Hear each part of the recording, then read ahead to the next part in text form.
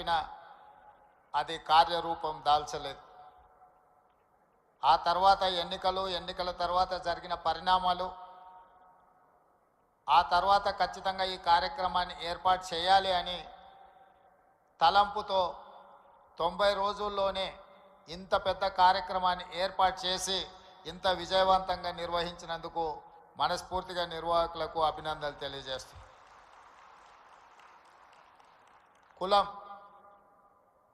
కులం అనేది వృత్తిని బట్టి వచ్చేది. కమ్మ కులానికి కమ్మ అంటే అమ్మ లాంటి వాళ్ళనే ఆలోచన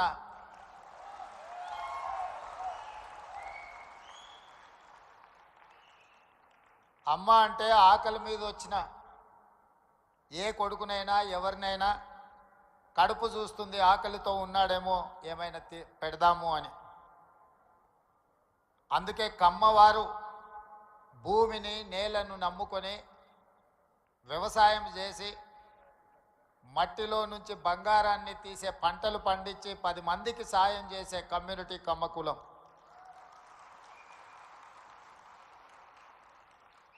అందుకే ఒక సినిమాలో కొండ మీద అమ్మోరు కొండ కింద కమ్మోరు అని అన్నారు.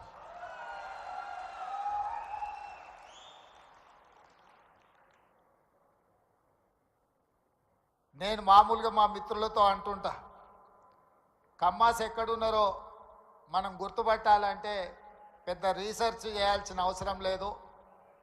సారవంతమైన నేల, సమృద్ధిగా నీళ్ళు ఎక్కడ ఉంటాయో ఎత్తుకుతే అక్కడ తప్పకుండా కమ్మాస్ ఉంటారని చెప్పి, అది ఇవాళ కర్ణాటక అయినా, తమిళనాడు అయినా, తెలంగాణ అయినా, ఆంధ్రప్రదేశ్లో అయినా ఎక్కడ చూసినా సారవంతమైన నేలలుండి మంచి పంటలు పండించగలిగిన, మంచి పంటలు పండుతాయన్న భూమి ఉన్న ప్రతి దగ్గర కమ్మ సోదరులు అక్కడ ఉంటారు.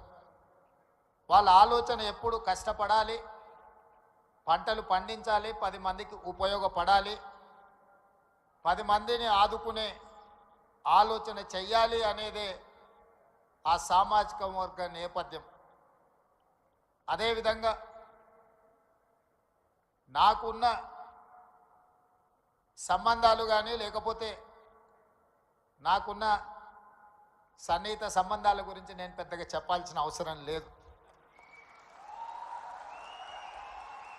ఎందుకంటే నేను ఎక్కడున్నా నన్ను ఎట్లా అభిమానిస్తారో మిత్రుడు ఎర్పతినేని శ్రీనివాసరావు గారు ఈ వేదిక మీద నుంచి మాట్లాడిన దాన్ని బట్టి నేను ఎక్కడున్నా, ఏ వేదిక మీద ఉన్నా కమ్మ సామాజిక వర్గం నన్ను ఎంత అభిమానంతో చూసుకుంటుందో ఎర్పతినేని శ్రీనివాసరావు గారు మాటలు వింటే మిగతా అందరికీ అర్థమవుతుంది. అదేవిధంగా సత్యవాణి గారు ఒక మాట అన్నారు.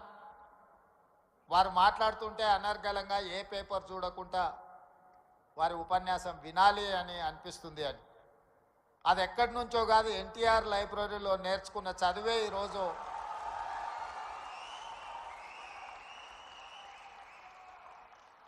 ఎన్టీఆర్ లైబ్రరీలో మేము చదువుకున్న చదువు ఇవాళ జీవితంలో ఉన్నత స్థానాలకు రావడానికి ఉపయోగపడ్డదని నేను గట్టిగా అందరి ముందు చెప్పడానికి ఏమాత్రం జంకను.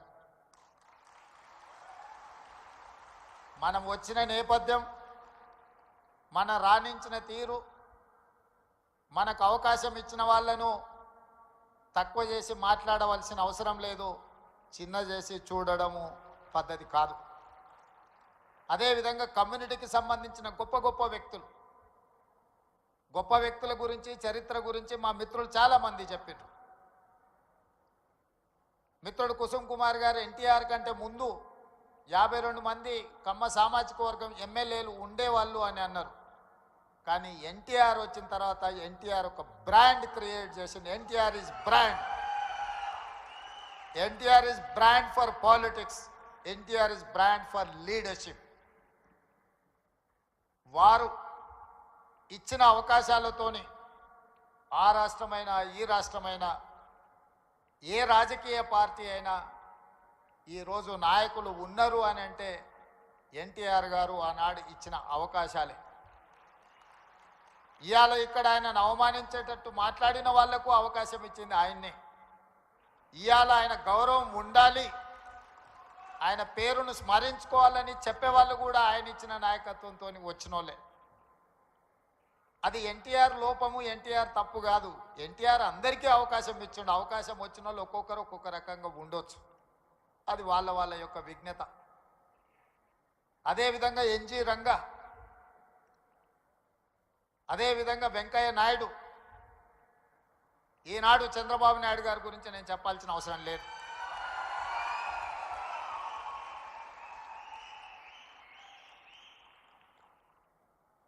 ఈ దేశంలో కాంగ్రెస్ పార్టీకి ఎదురే లేదు. బలమైన నాయకురాలుగా శ్రీమతి ఇందిరాగాంధీ గారిని ఎదుర్కొనే వాళ్ళే లేరు. అంత బలమైన నాయకత్వాన్ని అందిస్తున్నప్పుడు ఎన్టీ రామారావు గారు ప్రవేశపెట్టిన సంకీర్ణ రాజకీయాలే ఇవాళ దేశాన్ని ఏలుతున్న వాళ్లకు అవకాశాలు ఇచ్చినాయన్న సంగతి మరవకూడదు. రామ్మోహన్ రావు గారికి గుర్తుండి ఉండాలి, ఆనాడు తెలుగుదేశం భారతీయ జనతా పార్టీ పొత్తులో భాగంగా దేశంలో 2 సీట్లు బీజేపీ గెలిస్తే హనుమకొండ నుంచి పివి నరసింహారావు గారిని ఓడించిన బీజేపీ జంగారెడ్డి గారు తెలుగుదేశం మద్దతుతో గెలిచారు. దేశంలో 2 సీట్లు బీజేపీ గెలిచిన రోజు 1 సీటు గుజరాత్లో గెలిస్తే 2వ సీటు తెలంగాణలో తెలుగుదేశం పార్టీ ఎన్టీ రామారావు గారి మద్దతుతో గెలిచింది. నేషనల్ ఫ్రంట్ కావచ్చు, యునైటెడ్ ఫ్రంట్ కావచ్చు, ఎన్డీఏ కావచ్చు, ఎప్పుడెప్పుడు అధికారంలోకి వచ్చినా అప్పుడప్పుడు ఎన్టీఆర్ ఆలోచన సంకీర్ణ రాజకీయాలే ఈరోజు వాళ్ళందరూ కూడా అధికారంలో ఉండడానికి అవకాశం వచ్చింది. అందుకే ఈరోజు మిత్రులారా, మీరు రాణించే విషయంలో వ్యవసాయం నుంచి డాక్టర్లుగా, లాయర్లుగా, ఐటీ నిపుణులుగా, అమరావతి నుంచి సిలికాన్ వ్యాలీ వరకు మీ కృషిని ఎవరు కాదనలేరు.